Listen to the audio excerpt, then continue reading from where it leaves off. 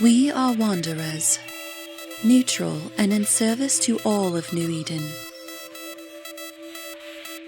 We rescue the lost and light the way through Thera. We sail forbidden seas. Come explore with us. Signal Cartel. Can't stop the signal. Hey there, Canucks and friends! On the 30th of March, the 4th edition of EVE Montreal will be happening! This year, we even got a VIP option. Like the previous year, we'll be having our fun at the Sugar Shack. Not only will you be able to exchange with other Kestreliers from all over New Eden, but you will also get some awesome swag. And once your belly is full and that you've got your maple syrup snow taffy, we'll be entering the giveaways from CCP. And they got us some awesome merch. From Rick's Jarvik's art print to Lloyd George art prints, The Art of New Eden hardcover books, USB Rifter and more. You do not want to miss that. You want more? Get the VIP ticket to unlock the laser tag games later in the afternoon. We'll finish up the evening at a nearby pub eating and drinking again. Check out the description for more information. And see you at the Sugar Shack. Hi there, Kestreliers, and welcome to Talking in Station. So today with me, I've got CCP Kestrel, that way, and CCP Swift. Hi there, CCP. Hello, hey, hello. how's it going? I'm doing fine, and yourselves? Good.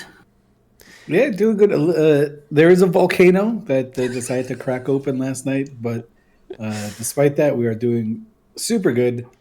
No one from CCP is affected at all. It's just kind of something that's down the way a bit and looks kind of menacing. Okay. So it's like the new screensaver of Iceland, right? Like You can say that. It's the news agencies here are like live streaming it. They've got cameras set up, and a lot of geologists are in town as well. They think it's kind of pretty cool to see this thing explode in real time. Well, it's not really exploding. It's more like a fissure with lava like moving out of it. Wow, it's kind of like really interesting because, well, not a lot of countries have that like as usual sight, let's say. Yeah, it's a weird element of living in Iceland. Nice.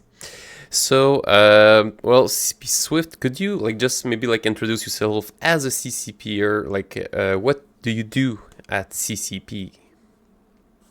I ask myself the same thing every day, but I'm CCP Swift. I'm a community developer for EVE Online.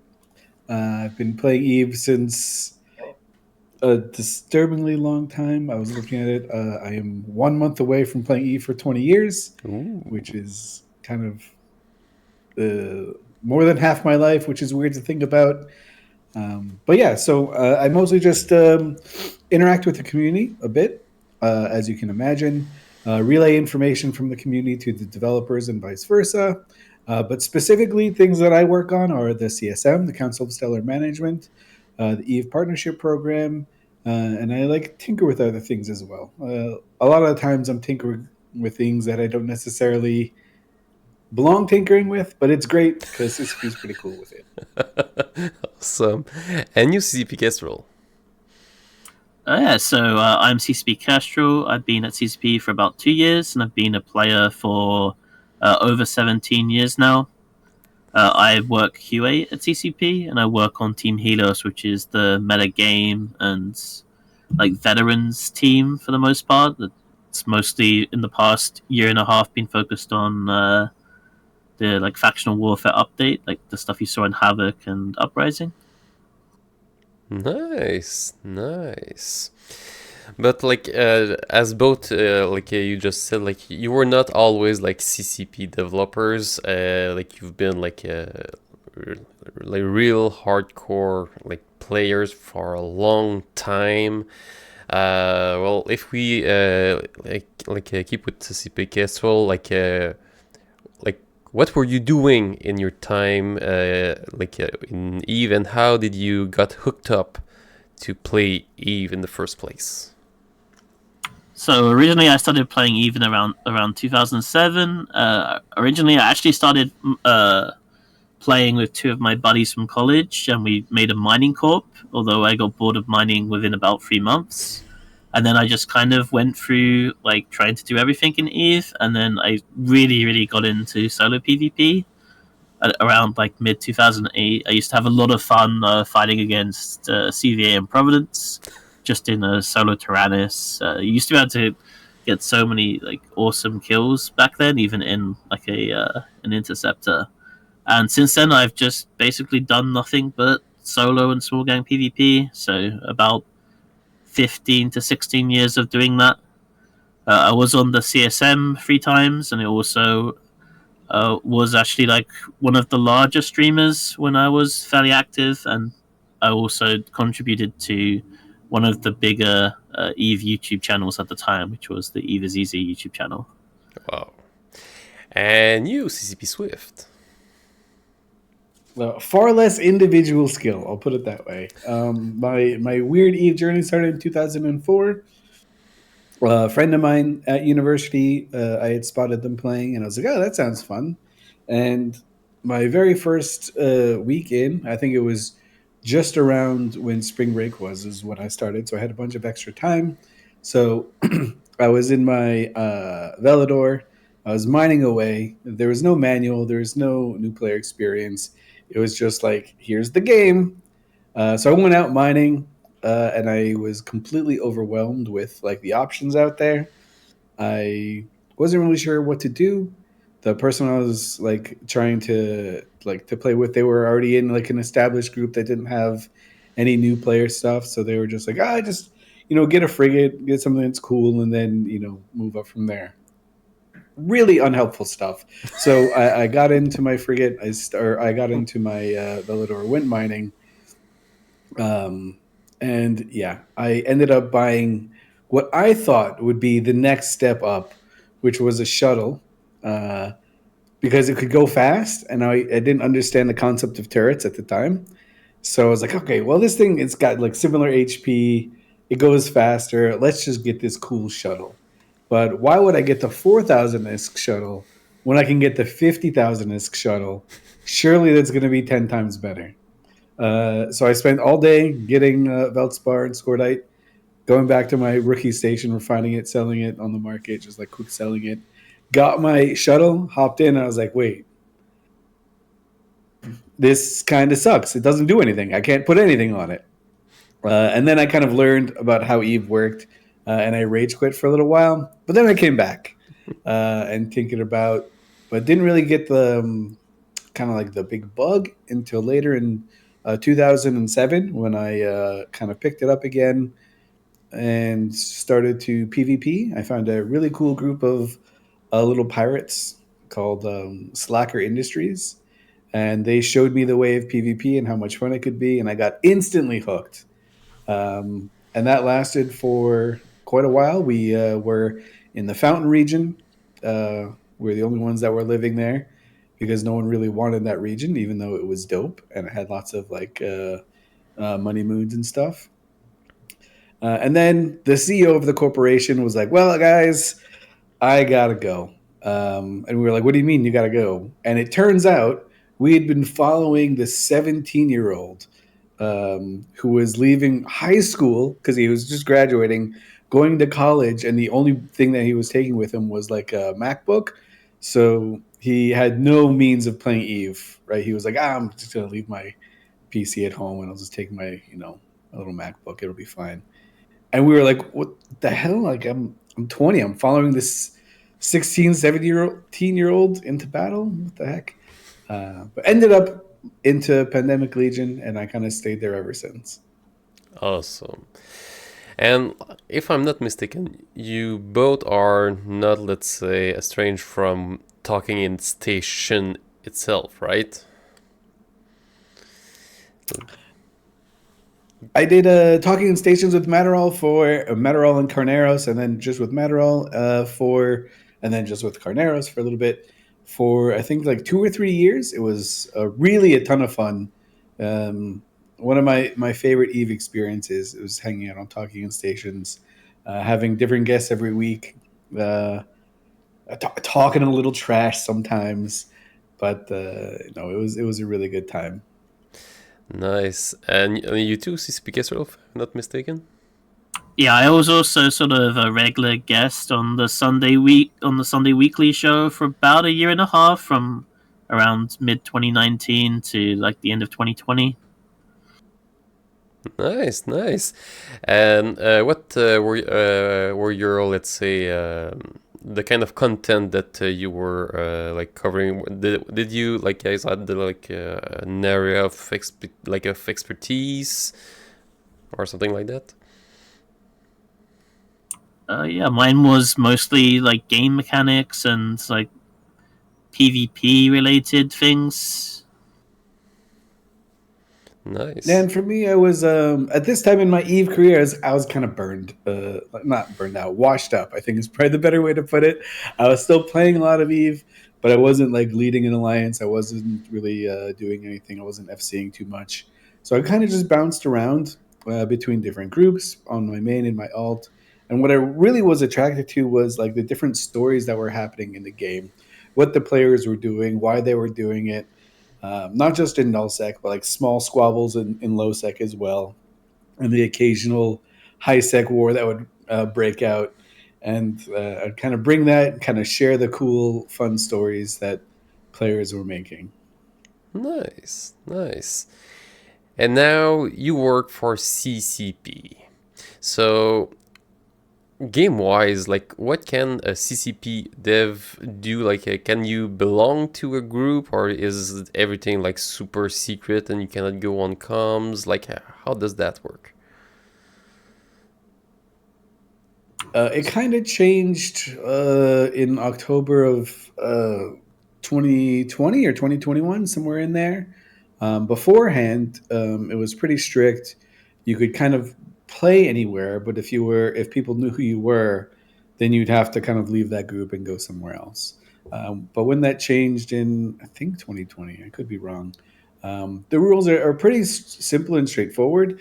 You just can't like lead an alliance or corporation. No FCing, no, kind of leading anything. Nothing that can make use of any knowledge that you have of the game, obviously, and no scamming really. So that's kind of it. Okay, nice. But like, can you actually be yourself now, like in those organization, or not really? You can. A lot of CCPers actually choose not to. One of the reasons I was kind of like really happy to join, or we're really happy with that policy change, is I knew that if I ever wanted to join CCP and I couldn't play as myself, I would be completely gutted, right? Like I would never want to, like I can't start again. My voice at the time was relatively recognizable, so I wouldn't be able to play with my friends or anything like that, and it would have bummed me out. So I'm really happy for that policy change, and I kind of fly around, not always as my main, which is Elise Randolph. I generally fly around on my alts, but the alts I had before. So like friends that I would fly with I still fly with all the time. It's just generally like a little bit more low key. I don't really take part in the big fights or battles anymore. Obviously, I don't do any like market speculation or anything like that either. And unfortunately, no scamming, no scamming, no griefing, no suicide ganking, none of that stuff. Yeah. Like, but like, is the urge there or not that much? Every once in a while, there is like a bit of an urge because like I'll think of a really cool scam, and I'll be like, I can't do it. Or I'll see someone do a really cool scam, and they'll like boast about it on Reddit somewhere, and I'm like, oh, what a good idea!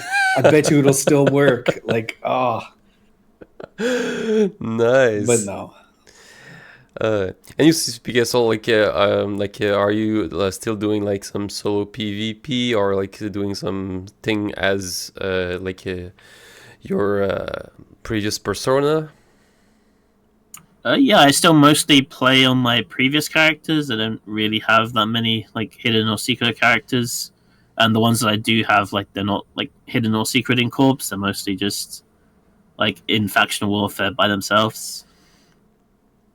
Nice. The cool thing about me joining as well is that none of my accounts were frozen either, so I was able to like play while I joined as well, because I was a bit worried about my accounts getting frozen when like Eternal Affairs checked them. So no, CCP Swift had his locked down for like 2 months. That was what I was dreading the most, was just not being able to play Eve for 2 months. Ouch. But fortunately, since I was on the CSM before I joined, they already checked my accounts. They said it was just okay to keep playing on them. Nice. So CP Swift, we learned something good here. You've got your stuff frozen for 2 months. It was horrible, dude. Like, it was so bad because I was like, I had just started at CCP and I was like really excited, just like I was amped up on Eve again, and they were like, "Oh yeah, you can't play. You can create a new character and fly around, but we've got to like freeze, go through all your stuff." And it was just kind of more part of the policy, which was just to lock you out for a while. I think I kind of like dialed that back. They expedite the investigation and stuff like that, and kind of keep an eye on things. But I also had a lot of accounts to go through, so I didn't do myself any favors. Um, yeah, Yeah.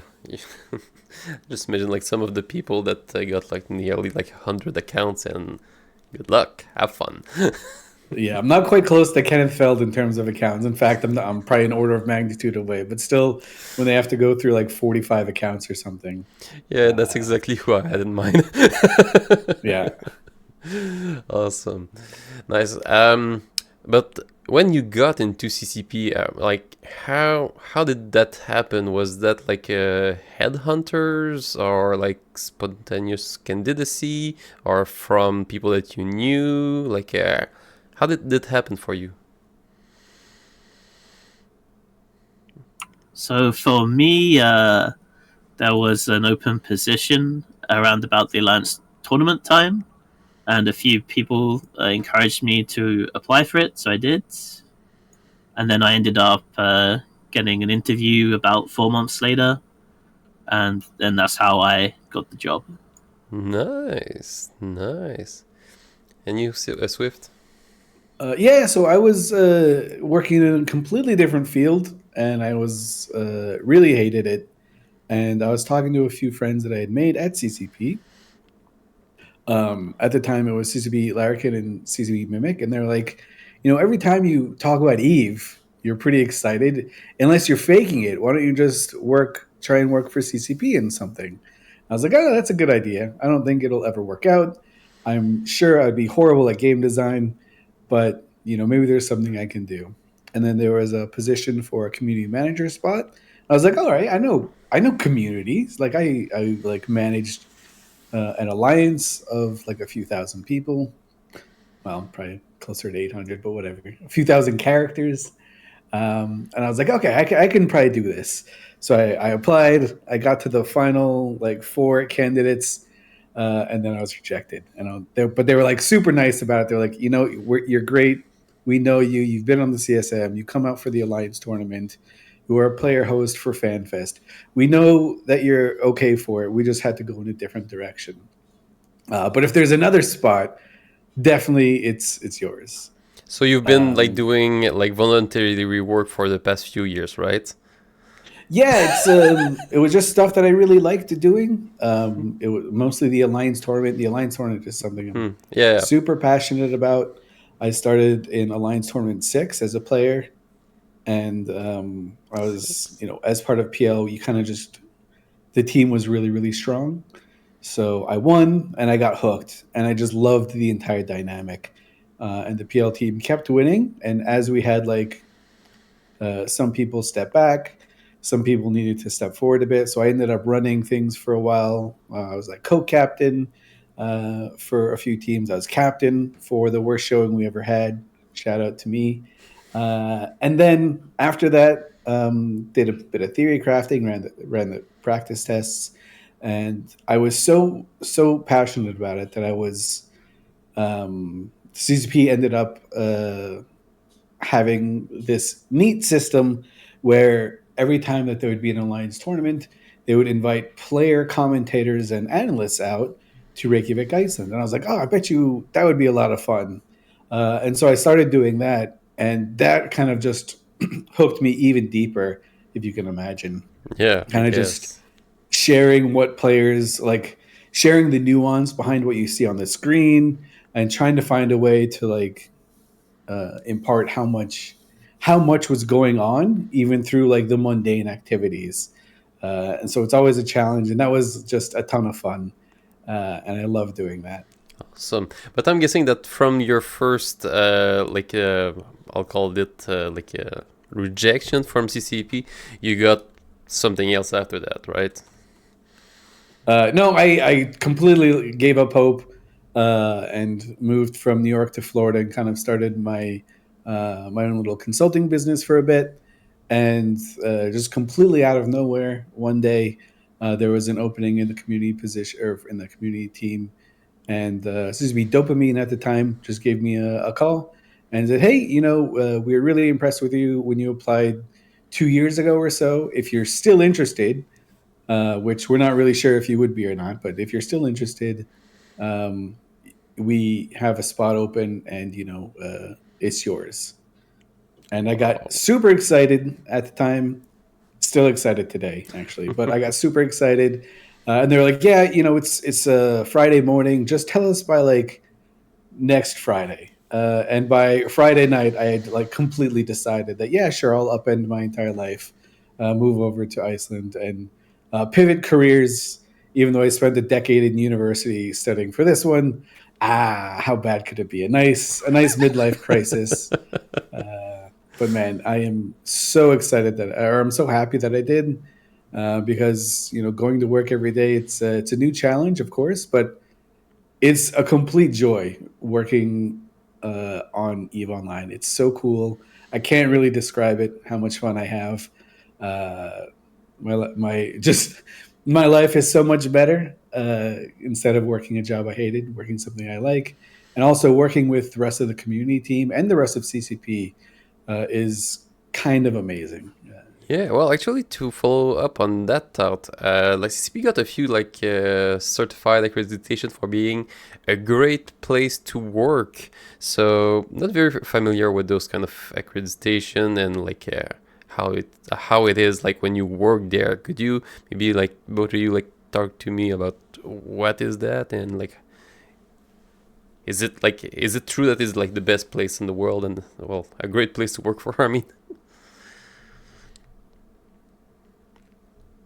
Sure, I can start. So the Great Place to Work accreditation, I don't know too much about it, apart from it is relatively prestigious.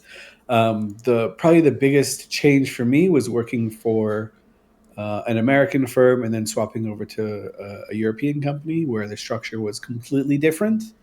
If at my old job, if I wanted to talk to someone in leadership, I'd have to go through like a kind of like a managerial chain, and then kind of they'd get back to me. Here, the structure is completely flat. So if I want to talk to, for example, CCB Helmar, I could just be like, "Hey, CCB Helmar, got a question," and then he just respond in Slack, or if I spot him in the hallways or something like that. I don't really have a means or a need to talk to the CEO that often, but I know that it's always like available to me, and I can go to pretty much any team or any single person within the company without having to set up like some weird intricate um, escalation path to them. So it's really cool. It allows me to stick my head in places where it doesn't necessarily belong and give advice, which is often unsolicited. uh, but you know what? It's still a really cool flat structure, and uh, you're working at a gaming company full of nerds, and it's just really cool to see how many people share like similar interests. not only through gaming, but just through their hobbies. A lot of D&D games, a lot of Magic the Gathering going around.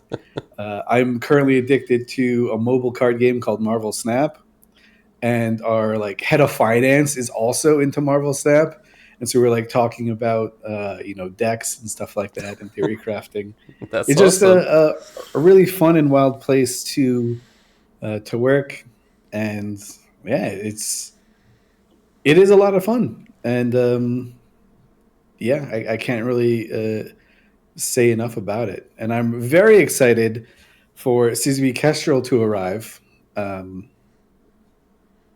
Oh yeah. yeah, I'll pass it to CCP Kestrel on his experience because it's been a little bit different than mine so far. Please tell us, CCP Kestrel. Yeah, I'm super excited. I'll be moving to Iceland next week, and then I'll be in Reykjavik for hopefully the next 10, 20 years, maybe. Yeah, so I got hired in April 2022, and I've been remote up until basically now. So I've been a remote employee. It's mostly because of just trying to get the permit to go to Iceland since it's pretty strict. But yeah, I've had a ton of fun working for CCP. Everyone is super nice, and like CCP Swift mentioned, the really flat structure is amazing, especially when it comes to just fixing various bugs and things. Because there are some things in the game like small text defects, or some things just in the wrong part of the market or something. And in other companies I've worked for, you need to file a defect, someone else has to then take it, approve it, it goes to somewhere else, it goes to somewhere else. Whereas in CCP, what's been great is, and what I've had a lot of fun doing, is I've just been able to fix all the bugs by myself, because as long as you get permission to do it, and CCP is pretty much if you feel like you're confident enough that you can fix it yourself, and there's no fallout, and you're prepared to deal with it if that happens, then you can just fix things yourself, which is great. Wow. And we got a question in chat that maybe is going to be more CCP Swift that be able to answer this one, but here I go. Personal life, how it is to actually move from the States or elsewhere to Iceland, how it is, how did you live it, and how people acclimate to this drastic change? So I went to university for my undergraduate in Florida, at the University of Florida. Go Gators! Well, it was just a normal state university, nothing special. And then I went to graduate school, and when I went to graduate school, that was actually in Manhattan, in New York. And then, so I stayed there for a little bit, probably a little bit too long in graduate school, just because I was dreading actually entering the workforce. And I was pretty good at being a student, and I was convinced that I would be pretty bad as an employee. So I was like, I'll just be a professional student for a while. And then I started my career and stayed in New York, in Manhattan, for the entire time. And just right before COVID, my dad got ill, and I kind of wanted to change of pace. So I moved to Florida, where he was staying, to take care of him for a bit. And then, of course, COVID hit, so I stayed a little bit longer, and then moved from there to Iceland. But it was a completely drastic change, one that I knew it would be, right? Because I had been to FanFest before. I had been to Iceland before, as a CSM and stuff like that. But when I had been there, it had only been for a week or 2 weeks at a time max. So I wasn't completely sure what to expect living there. But no, it was pretty easy to do. Iceland is, as you can imagine, an incredibly chill country. It's incredibly safe. The population is comically small, right? I think there's more people in 5 city blocks from where I was living than there are in the entire metropolitan Reykjavik area. Things close, which kind of blows my mind. When I first moved here, I was kind of annoyed that a restaurant would close at 9 p.m. and then nothing else was open. And then on the Sunday, Also, stuff is closed until like quite late because the workers like don't want to wake up at 7 in the morning on Sunday to go to work, um, to just cater to like 5 or 6 tourists or whatever. But no, it's been great. I absolutely love it. Don't have to lock my door. The only thing that kind of still annoys me. There are two things that annoy me about Iceland. One is like you can't go to Amazon and like get something the next day. When I was in Florida and New York before that, I could go to Amazon and there would be like same day delivery. So I could like wake up and be like, "Yo, I need a new keyboard and mouse," or I need this like gadget that I saw on TikTok, like order push button, and it would be at my house later that day. Now, if I do that, it's like, oh, it's like 4 times more expensive, and it'll come in like 2 weeks, and you're like, "Ah, do I really want all that? No, I don't." And then the other thing is during winter, it's constantly dark out, which I thought would be difficult. It's actually not so bad. It's Yeah. it's pretty cool. It's effectively the same as when I lived in New York. Right, I'd go to work in the morning; it would be dark. I'd come home in the evening; it would be dark. Who cares if the sun went up in the middle? I was indoors anyways. But what really is a pain in the ass is when it's sunlight all the time in the summer. Oh, really? Yeah. It's Well, I think so hard for me to get to sleep. Like everything is out of whack for me, and I just can't get used to it. I've got blackout shades. I've got like a little thing to put over my eyes. I've got everything that you're supposed to do, but like no matter what, I'll still have a hard. I just have a hard time adjusting every time summer comes creeping up, and it's doing it right now. Like I can, the days are getting longer every single day from here on out wow. until the summer solstice, and like I know it's gonna be there, and I'm just dreading it. And Kestrel, like, how do you see this upcoming change for you? I'm pretty excited about it. Although I know, for the like permanent daytimes in the summer, I know I've had like some surreal experiences where I was in Reykjavik, I think, for one of the CSM summits we had in August, Mm-hmm. and like we went into a bar maybe at midnight, and it was still sunny, and then we came out of the bar at like 3 a.m. and it was sunny and bright. Yeah. It must feel like, well, actually, I know it feels a bit wrong because I've been to like a fan fest 2023, no, 2022 second, and yeah, like we just went out of the bar. It was 11 p.m. and it was like, oh, nice, we still got like 8 hours in front of us, and I look at my watch, was wrong. But yeah, like it's quite let's say destabilizing. But as for climate, for me, like Iceland is warmer, so yeah, it's quite interesting. Um, are there like any best or funny bug that you found in Iceland that are quite, let's say, different from where like you come from? I think that's maybe referring to like bugs in the game rather than in Iceland. Oh yeah, maybe because I am guessing that there's not much bug in Iceland because there's nothing really to feed on. But yeah, maybe like in the game, like funny bug that you found that you can speak about that you never thought you would see. Oh, that's a hard one. I need to really think about that because there's a ton of bugs. Yeah, yeah. As QA, you must see a lot of those. The funniest ones for me are always like when the most random thing will happen, or like the most innocuous change will happen, and for some reason, because of spaghetti code, it'll drastically affect something else. Mm. So there's this period for a while where like someone would make a change somewhere, and skins would just like a random skin would just change, like the effects on the skin would just go and like combine 4 or 5 skins.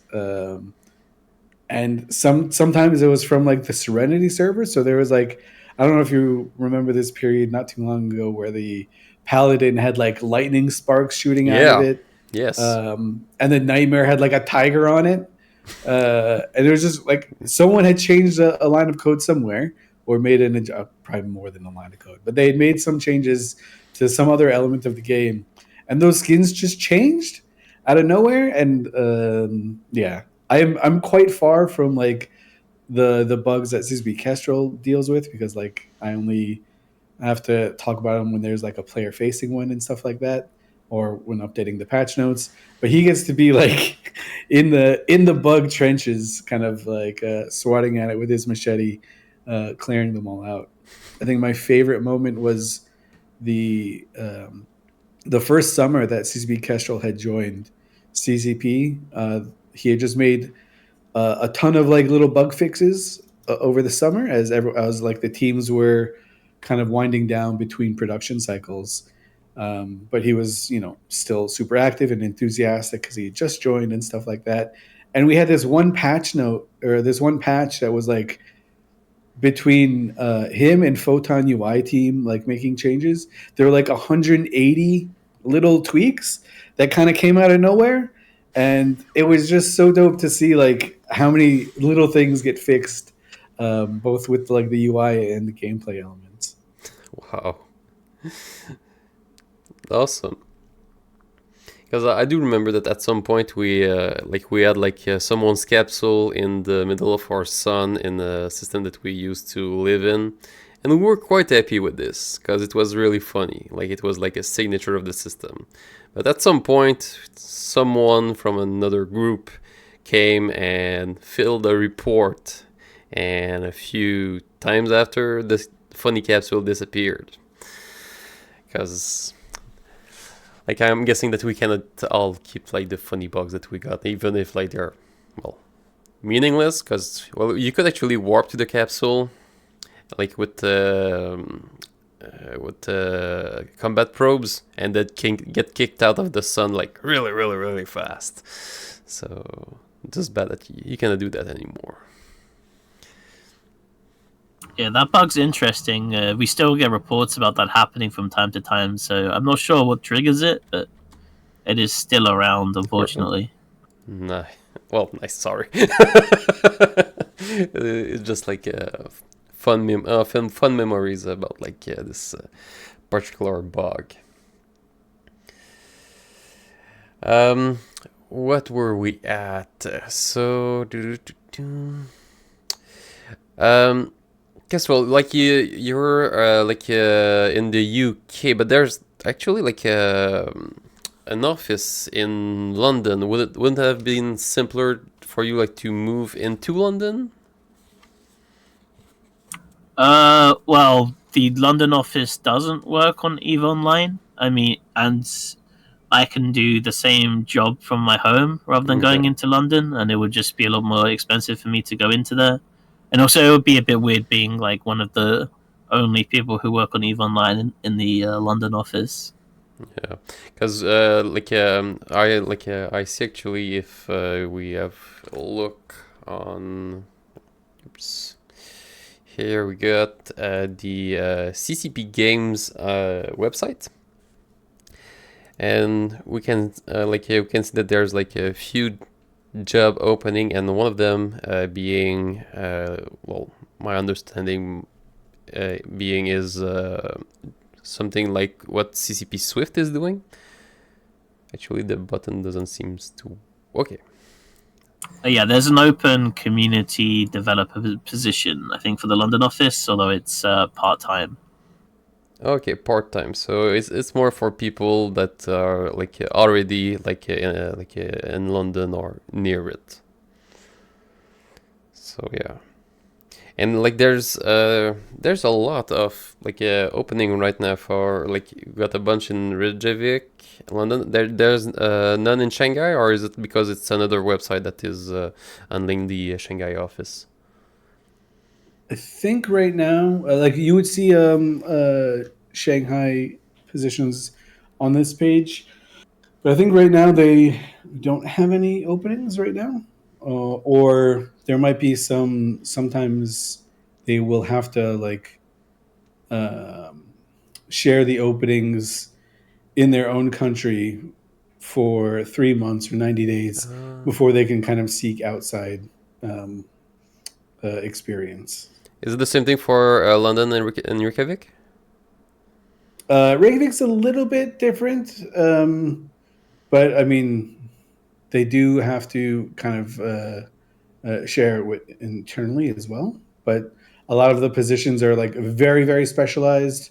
So they kind of get the pass from the government to hire what they call an expert foreign worker, and that's kind of how that works. Nice. We know that there's like a lot of specialties working at the CCP. What would be, let's say, the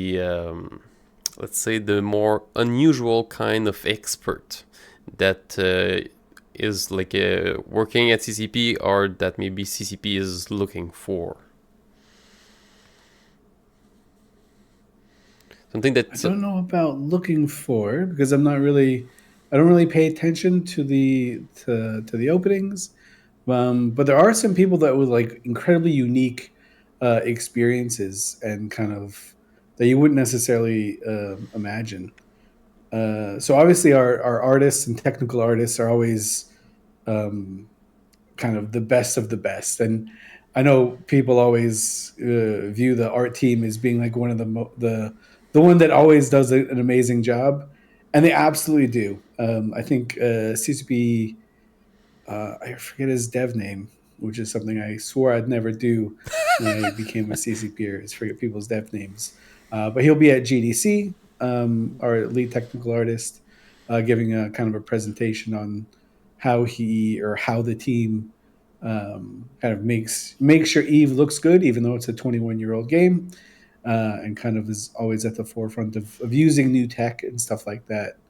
And then just like for audio, like the expertise of our audio engineer is insane.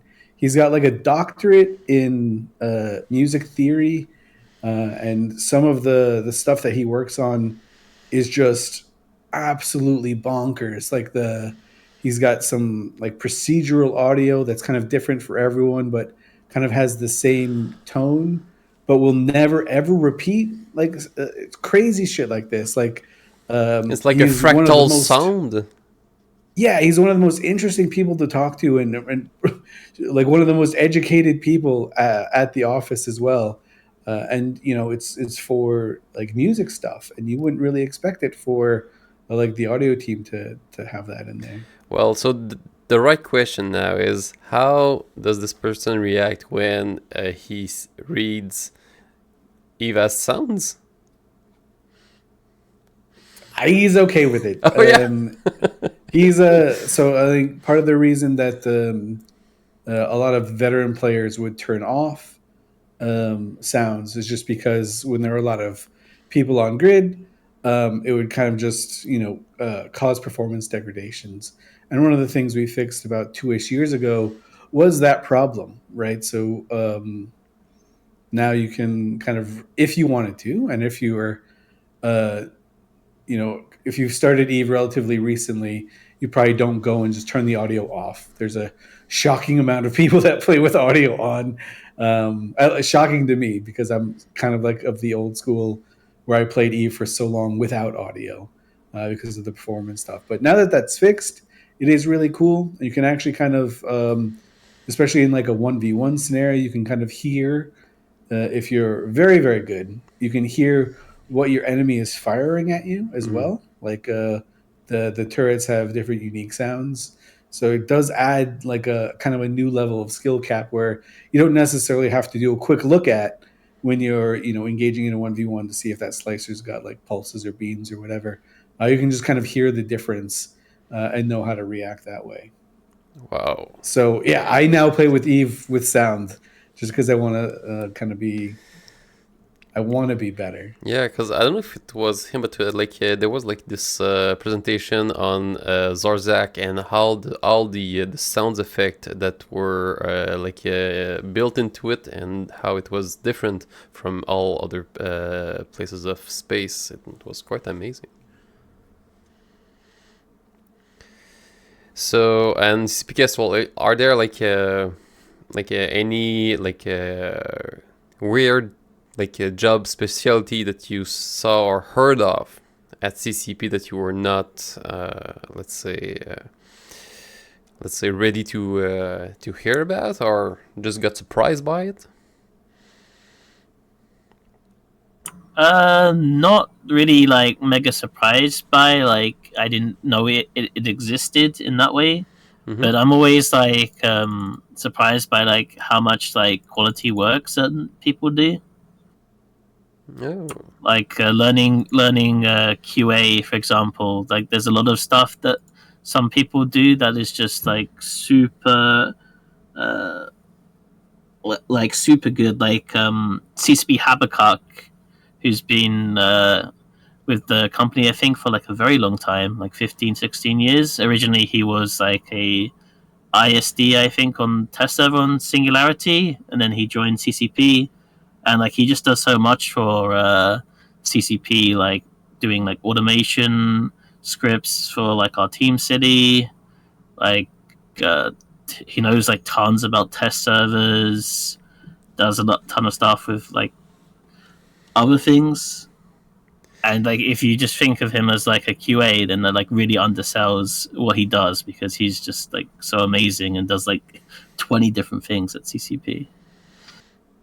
you touched a nice point there, and I don't know if you'll be able to answer this. The test server, as of now, we know that they are locked down, like for internal use or something like that. Is there like a shiver of hope that we can have or see like a test server to actually get out and, well, use it as we used to have it, to test out like, I don't know, like big toys or like theory and things like that? So right now, I don't think there are any plans to like reopen Singularity to the public at large again. I do think there's going to be some mass tests that will happen in the future, fairly soon. So there will be at least an opportunity to take part in a mass test. Yeah. So this is always subject to change, of course, but like for right now, our policy is that the test server will be because there's like different ways to interpret test server. Like, is it so I as a player can test my fits, or is it where CCP as developers can test mechanics and stuff like that? So the pendulum has definitely swung into the CCP can test mechanics definition of the test server. So when there's like new things that we want to test, we'll do a mass test. And in that mass test, of course, you can do anything you want, but like we'd really like for you to test the feature that we're looking to get tested because it'll help us um, kind of like refine the feature, make sure there's no performance problems and stuff like that. Make sure that like when it does hit the live server, it's not going to break everything. Because like I was saying before, there's quite a lot of code base to go through. Yeah. But kind of like the reason that decision was made, and we kind of just wanted to test this out, was a little bit of a twofold thing. One, like as we were introducing some of the new content, we didn't really want people to um, kind of solve it before the content even reached the game, which is a lot of things that happened in the test server. A ton of people just like tried out like abyssal fits on the test server. I know that was that was super common, and it didn't really seem very fair because not everyone knew that that resource was available to them, and there were some modules that you would have to, when the test server mirrored, you'd have to kind of like sneak and get on first and stuff like that. Okay, there was like some mechanics that were not meant to be used that way.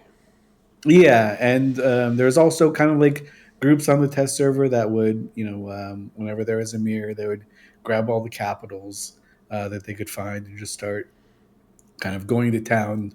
And anytime someone was testing it, they would try and kill them. Okay. And I don't know, kind of was a bit of an annoyance to police, but really, I mean, that kind of was just kind of played the back row. We just didn't want people figuring out the content before it was on the server.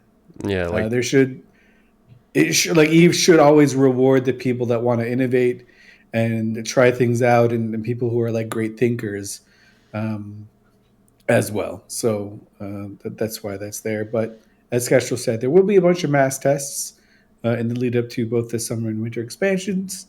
So keep an eye out. nice. Actually, there we used to have like those abyssal arena.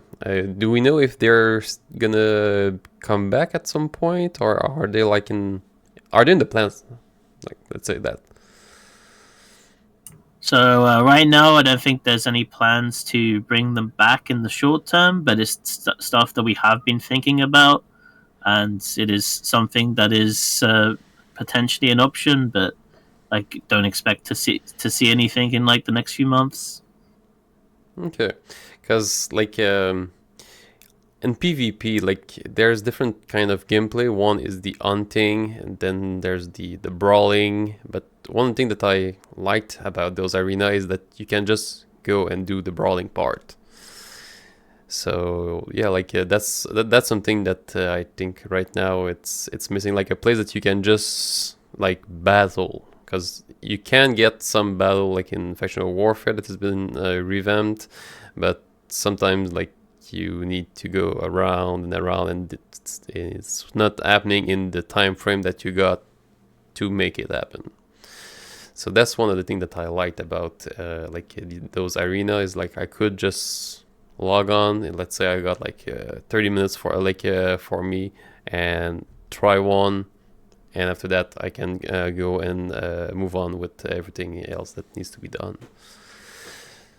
Yeah, I really missed the Abyssal PvP arenas too. That was the main thing that I did like after I joined CCP, because it was perfect for, like, as you say, not having that much time. And also it was great for streaming, because like you didn't have to like put in a lot of effort to find content. You just knew that you could just queue up for arenas. And it was also, I think, one of the more like exciting things on Twitch as well for like Eve viewers on Twitch. Yeah, you got like instantly into content, so it was just amazing. Yeah, we know there's like a lot of positives there. I think when it does come back, it'll probably look a little bit different than it did. It probably will, change. We'll kind of have some learnings over how the Abyssal Arena is performed, and like who was interested in them, and which ones are good, and which ones were a little bit less popular, and stuff like that. So we're super aware that people like them, and kind of keeping that in on the back burner for now. But they're definitely not gone forever. Nice. Well, I shouldn't say definitely. Nothing's definite, but the plan is Okay. is they're not gone forever, and we've kind of just got to allocate the right resources there. As we kind of swapped over to the expansion framework, some of the things that players were accustomed to, like really frequent events, we just didn't have the bandwidth to do all the time, and it's not really fair to just turn on an event and not change it at all, and just it's going to lose its novelty really quick, right? If it's just always the same event copy pasted at the same time and stuff like that. So we still do have live events, obviously. Capsuleer Day is coming soon. Winter Nexus, Crimson Harvest, those types are in the books, but Yeah. So like maybe one day we'll even see like those arena in the Soldier of Fortune carrier path at some point. Maybe. Would be a nice way to learn brawling. Yeah, there are some formats that are like super accommodating. Some require a little bit more specialization. I personally love the free for alls. I always thought that was a good time. Even when people would try to, like, they'd see their blues and they would try and team up against everyone. Sometimes those guys would just screw up, and it would be a lot of fun to kind of just tinker with, and you have no idea what's going to happen when you go in. Yeah, indeed. So we're closing up on the hour. We got a lot of good stuff that are coming our way this year. Could you maybe talk a little bit maybe about what you're most excited about the upcoming year? And well, that has been announced. We know that next week we got something. We know that in June we got something else. What are you excited about? Can't really say, just because it's not super public yet. It was kind of announced in the director's letter a bit that this year nullsec would be more of a focus, whereas in the previous expansions, the faction warfare and lowsec ecosystem were kind of the focus. Even though the expansions kind of had something for every area of space, it wasn't only enough W change and stuff like that. So I'm excited for, really, if I'm being brutally honest, I'm excited for the stuff that CCP Kestrel is working on. And I'm excited for, I don't want to spill the beans. I'm excited for quite a few things, and I know that everyone's going to kind of go crazy for it too. Nice. And you, CP Kestrel. Yeah, unfortunately, I don't think I can say too much, but the stuff that I'm like working on right now, I'm really excited to see how players will react to the at least some of the new stuff that's coming and the new system. So yeah, sorry, I can't really say too much without like getting in big trouble. There will be more info soon. Don't worry. This is one of those things where we know that players need as much time as possible to make decisions. Right? We're not just going to go flippantly mess with nullsec and not tell you what it is until the week before and stuff like that. So just kind of keep an ear out. We'll go through the process that we always do, and we kind of have a pre-expansion moment.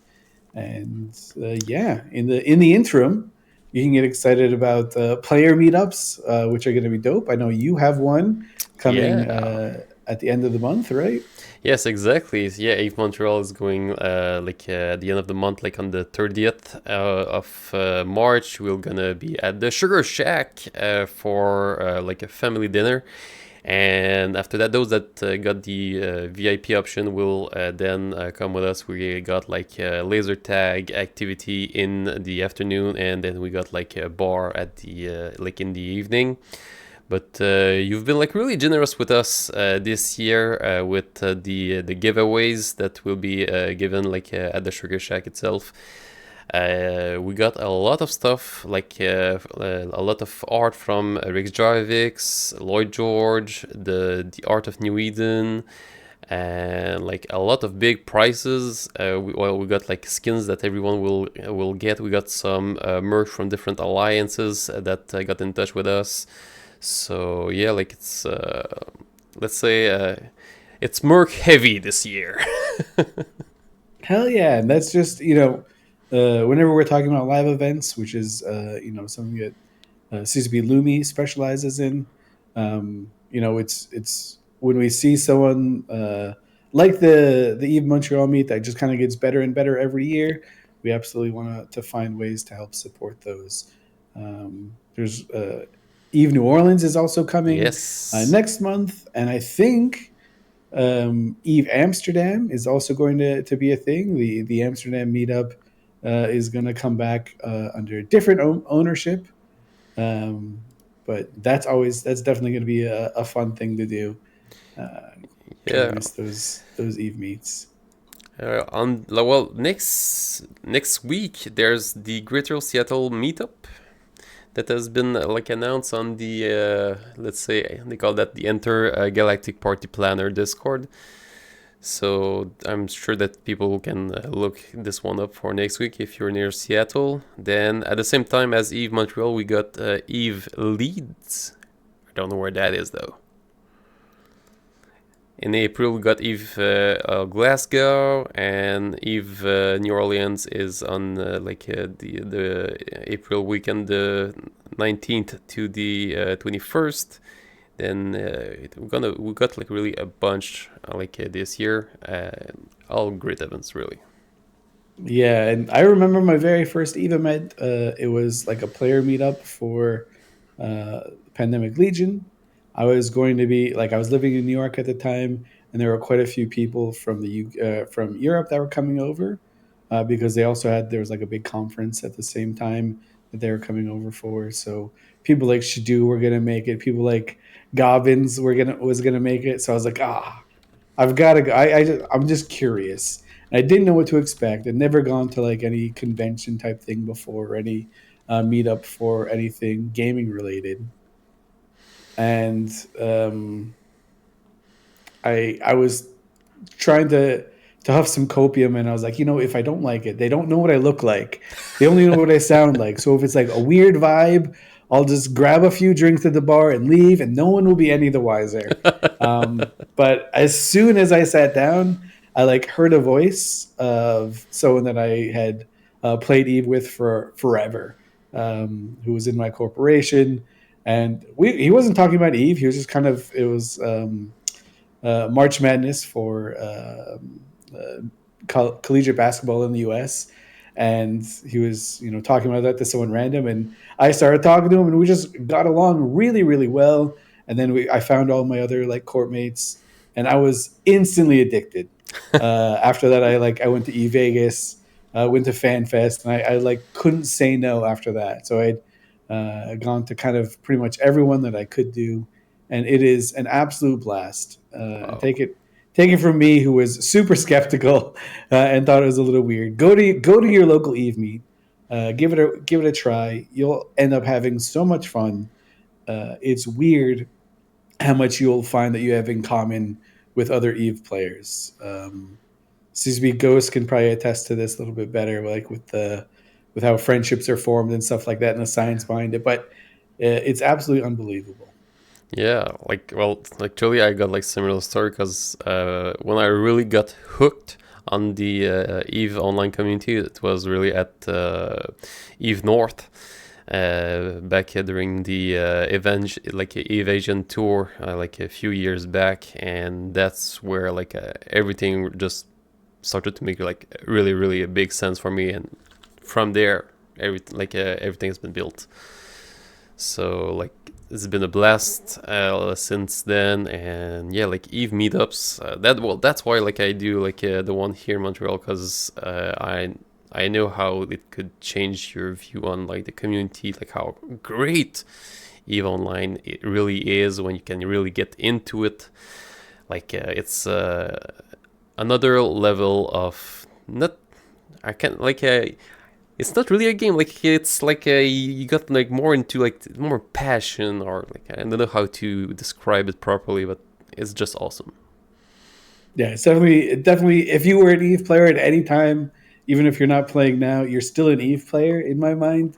So it is definitely kind of like this weird fraternity of spaceship loving sci-fi nerds that kind of just sticks around forever, and you're kind of like you're always welcome with them as well. Like that's the one thing, if you ever find Eve players out in the wild, like you are still one of their people, no matter who you fly with.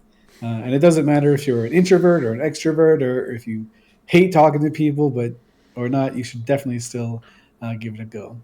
Super. So, any shout outs before we go? CCP Kestrel? Something that we might want to look for, or no? I'll give a shout out to Eve London, which happened like a couple weeks ago. That was like super fun, and it was awesome. Like hanging out with. I know I'm trying to not say his real name rather than his dev name. It's the CCPB and CCP. Oh god, I can't. Zealous. Yes, Zealous. That's it. Yes. I kept thinking of General Stargazer, which was his character. I do the same. Nice, thank you. And you, Swift, any shout outs? Yeah, first of all, kind of two big ones last week were two wild anniversaries. Katia Say was the 5th anniversary of Katia going to visiting every star system That story always, I just think it's the funniest and coolest thing because when he came to FanFest, like all these nullsec leaders wanted to like get his picture and stuff like that, and you're looking at a dude who's like a complete pacifist and runs like an exploration group versus like these people that view themselves as like warmongers as well. So I just love that element of Eve. Yeah, because he and visits then- everyone without dying. Yeah, it was incredible. And then, of course, Eve University just this past Friday, celebrating their 20th anniversary of helping Eve players. It's completely astounding for a group to stay alive for 20 years, especially a group that's dedicated to like kicking you out after a few months, right? Like you have to make room for the new crop. Can't say enough about what Eve University's done and how they've kind of molded the game. Nice. Perfect. So thank you a lot, CCP Swift and CCP Kestrel, for being here today. It was a pleasure. And for you, Capsuleers, we'll see you next week on Talking in Station. Au revoir.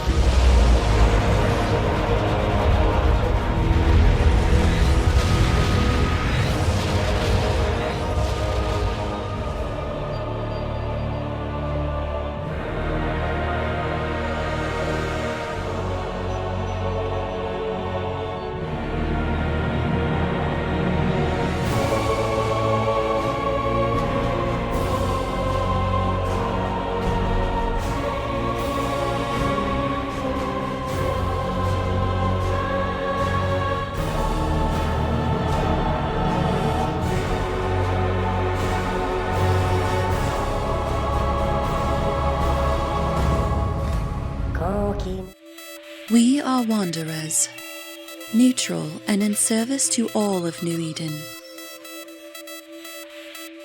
We rescue the lost and light the way through Thera. We sail forbidden seas. Come explore with us. Signal Cartel. Can't stop the signal.